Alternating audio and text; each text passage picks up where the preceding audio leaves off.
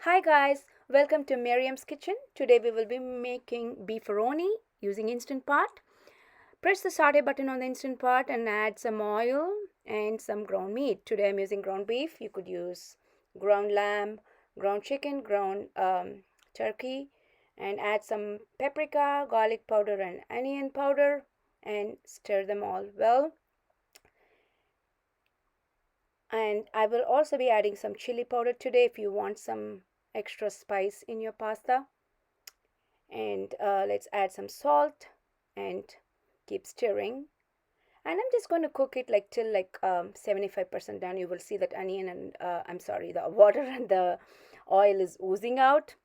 It's the time you can add the elbow macaroni and keep stirring so that everything is coated in oil. It's not going to stick to the bottom.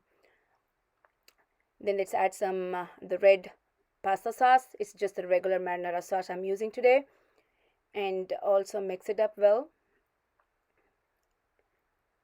And we will add some water. I'm using hot water, but you don't necessarily have to use hot water. That's fine. Just add some water and it's all ready to be cooked. So I'm going to be closing it and do seal the valve, cancel the saute, do pressure cook 5 minutes. And once it's lapsed for 5 minutes, we're going to do a quick release so that we get an al dente pasta, and we don't want any mushy pasta here. So I just vented it, and wow, nothing is sticking, and it's also cooked perfect.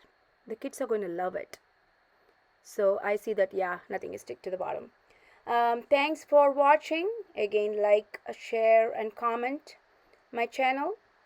And make sure you hit the bell so you do not miss any beautiful recipes that will make your life easy. Thanks again. Bye bye.